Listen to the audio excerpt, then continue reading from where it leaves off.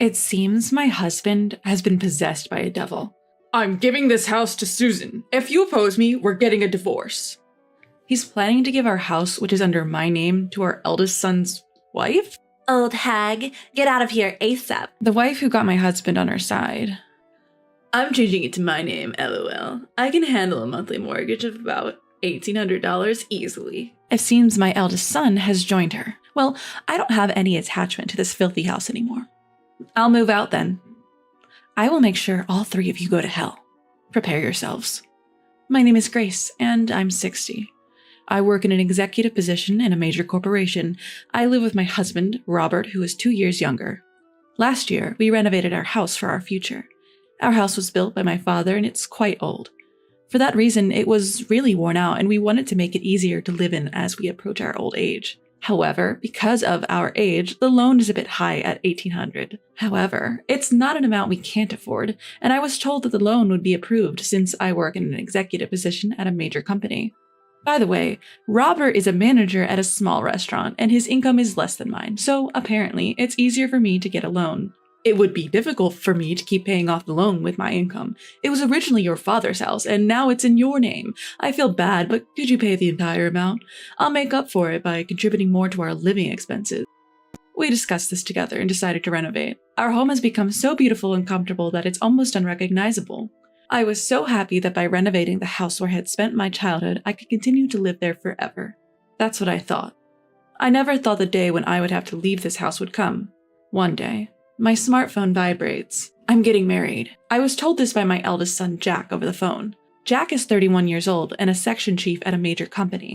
Our eldest son has always been diligent, dedicating himself to studying and club activities. He's also very dedicated to his work after being an adult. Because of that, I hadn't heard any rumors about his love life. I was really curious about the woman that Jack was thinking of marrying. Indeed, very intriguing. What kind of woman could she be? If Jack likes her, she must be wonderful. But I wonder if she's scheming something, taking advantage of Jack's lack of dating experience.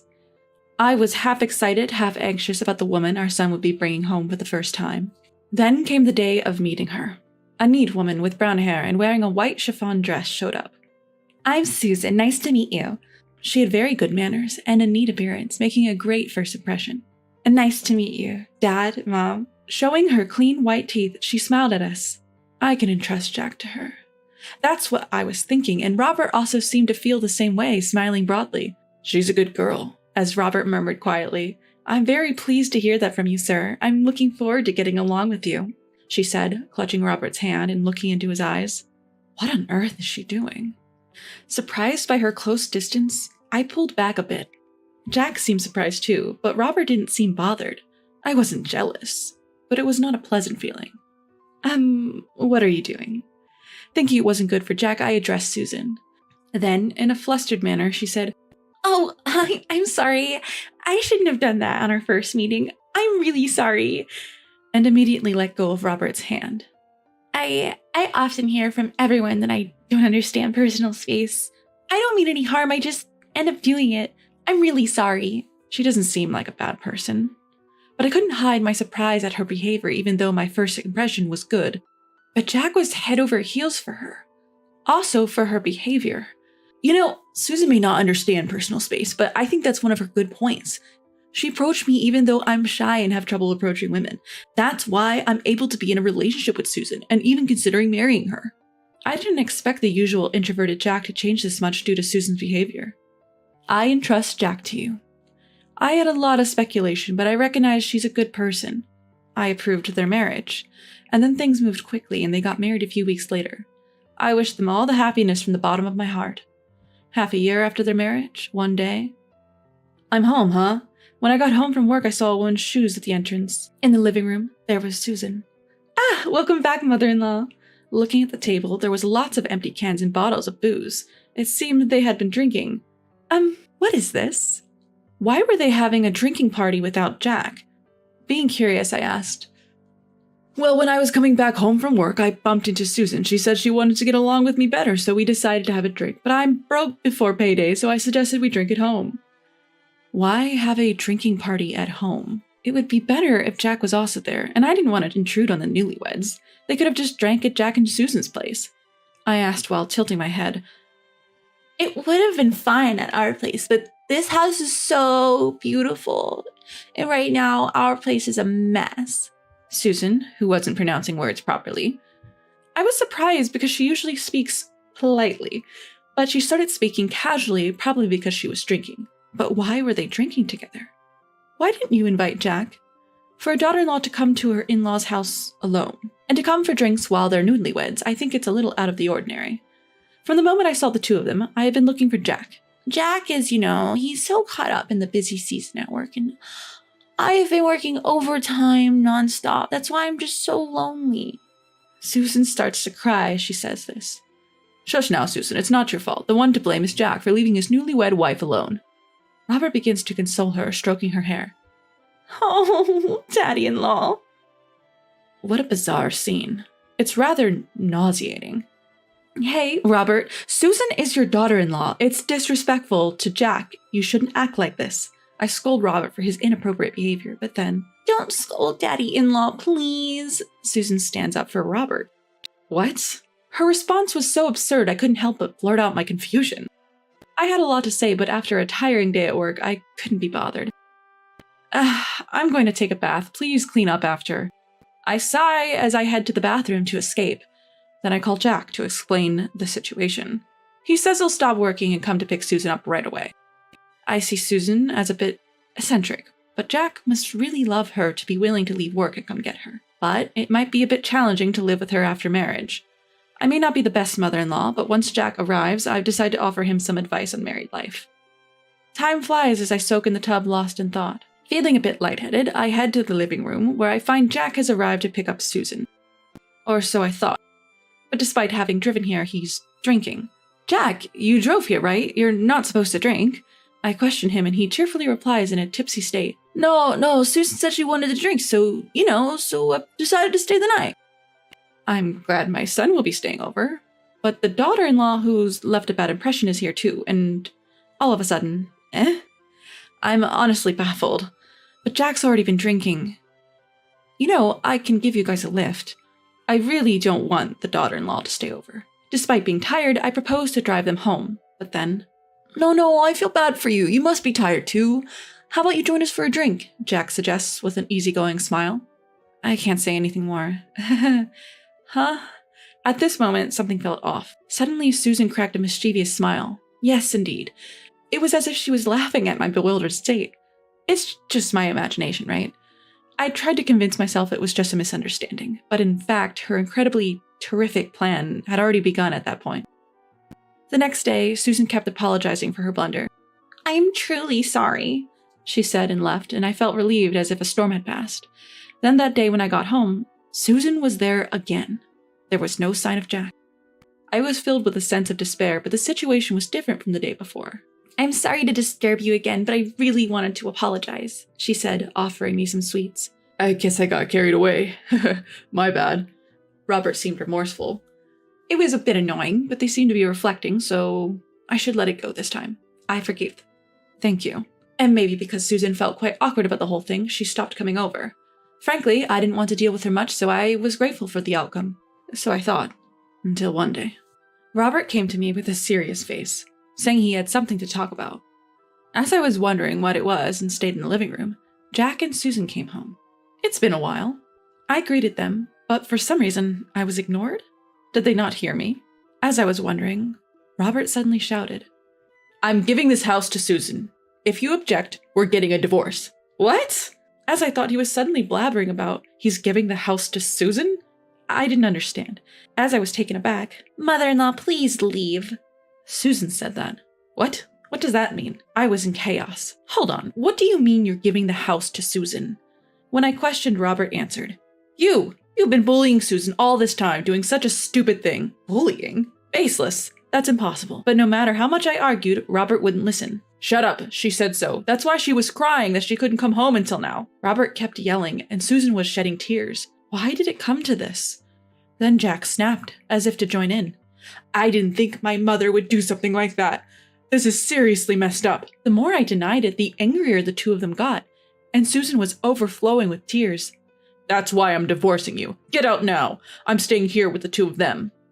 Why on earth should I have to give my house to Susan? When I ask, he retorts, because Susan is deeply hurt. Normally we should be demanding compensation, but I think there's a better way. To take away your precious house and give it to Susan. That way, it should inflict appropriate damage on you, right? I didn't bully her. Why do I have to be hurt? Besides, there's no way Susan, who quit her job when she got married, can pay an $1,800 loan. When I say that, he replies, don't worry, the title will be in Jack's name. With Jack's salary and previous employer, we can immediately change the title. Even so, since the loan is in place, changing the title is basically difficult. If it were that easy to change the loan, anyone could buy a house.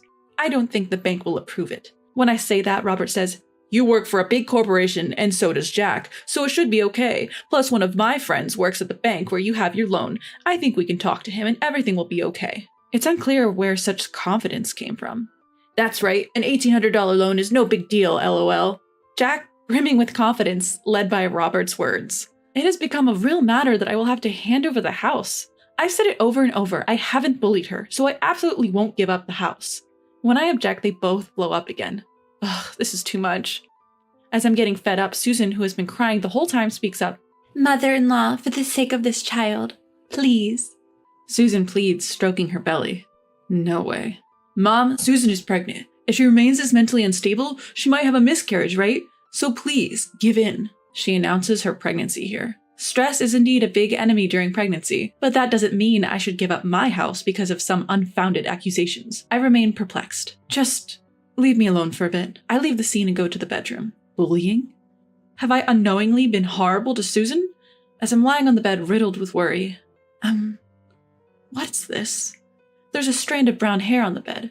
Both Robert's and my hair are black. There's no way a strand of brown hair could fall. Wait, has there been an affair? On top of the early argument, now this awful truth is revealed. My mind is on the verge of exploding. I don't even know what's going on anymore. I cry myself to sleep, and when I wake up, it's night. As I try to enter the living room, I could hear voices. It seems that Jack and Susan aren't back home yet.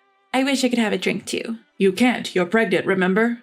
Robert and Susan, full of enthusiasm. I found no chance to intervene. The mysterious accusation of Susan left me in despair. As I remained unable to enter the living room, suddenly I heard the sound of an intimate encounter. Oh, Susan, I love you. Stop it, Robert. Jack and my mother-in-law will find out, you know. Huh? What the hell are Robert and Susan doing? What on earth is happening here?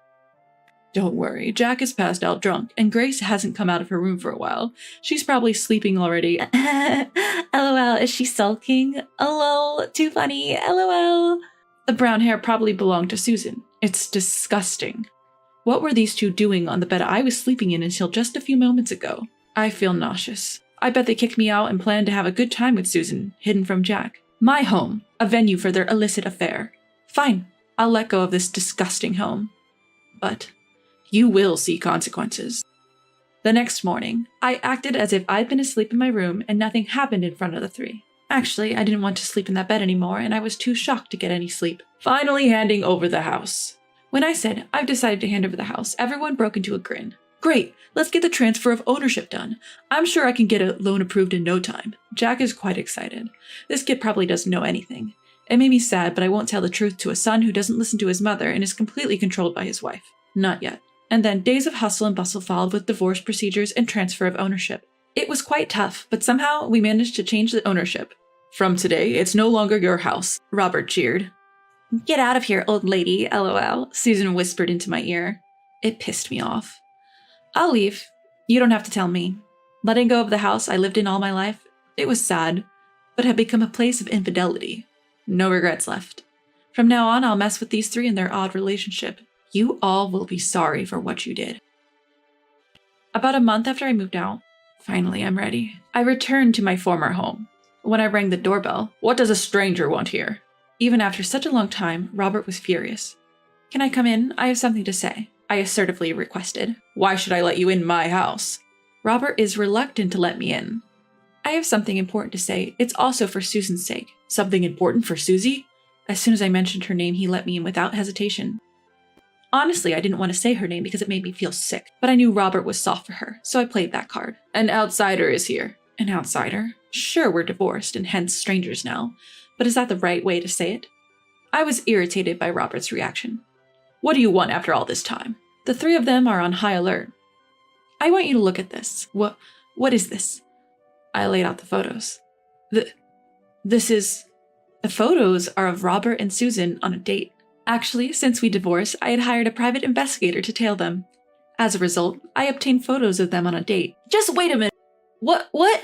Jack is shocked. Then, what are these photos supposed to mean? We're a close father-in-law and daughter-in-law. Nothing more, nothing less. Yeah, what do you want taking these nonsensical photos? Two of them insist they're just close. Well then, how about this? I took out my smartphone and played a recording. I really do love Susan.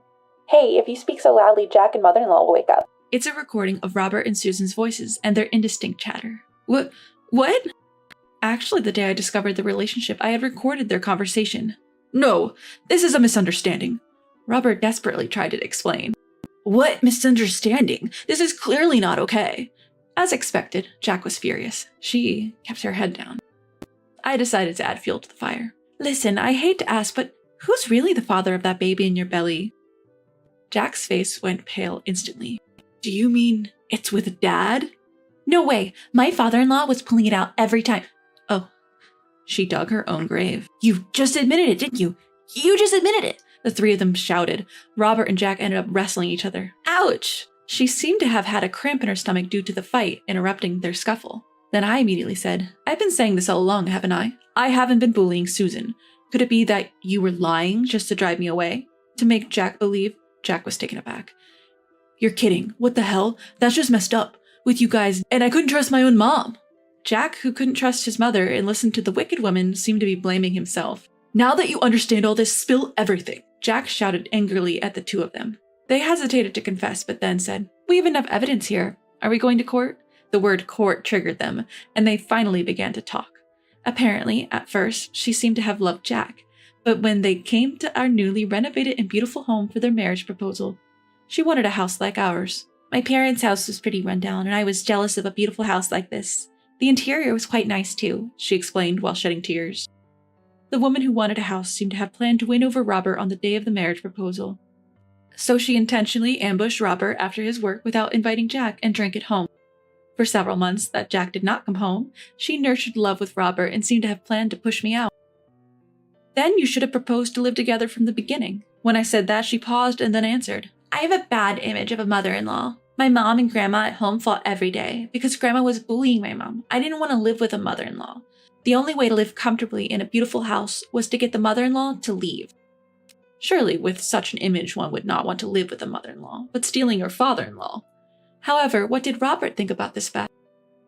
I knew I was being used, but when she came to greet me, held my hand and smiled, Robert, who fell in love, knew he was being used, but he seemed to have done such a thing to abandon me and keep her by his side. You guys, you're the worst. When Jack said so, the two of them lowered their heads and shed tears. After that, Jack naturally divorced. When he checked the DNA of the child born, just in case, it turned out to be Robert's child. I won't pay child support. Saying so, Jack demanded compensation from the two of them. Of course, me too. I can't believe I'm suing my own father for compensation. I patted Jack's head as he sighed in disbelief. That crazy woman had thrown us all for a loop. But the one who's going to regret messing up her life more than any of us is her from here on out. And my hunch was right on the money. Fast forward 2 years, she remarried Robert and decided to stick it out without divorcing, for the sake of their child. She then put the child she had given birth to in daycare so she could work. Oh look, Uncle, came to pick you up today. Apparently she's been getting the side eye from other moms at the daycare. The kids seem to be getting along fine, but she's feeling down because she can't make any mom friends.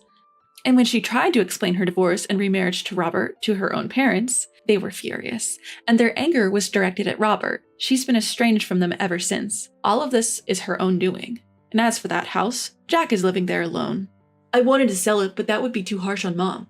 After all, this is the house where she's been living since she was born, right? A house full of memories. I just can't sell it. I told him I didn't care and that the house was creepy after all that, but he was so guilt-ridden that he couldn't sell it. And maybe because I've been saying that house gives me the creeps too much, he had it professionally cleaned and he threw out all of Robert and Susan's belongings. And Jack, who did all that for me, said, even though it was because of that woman, I did something terrible to Mom. I know you probably won't forgive me, but please, visit me or come to the house on a whim and let me show you some devotion. And with that, he gifted me with a ticket for a hot springs trip. Jack has definitely shown remorse. I can't forgive him yet, but I think I'll try to work towards rebuilding our parent-child relationship as it once was.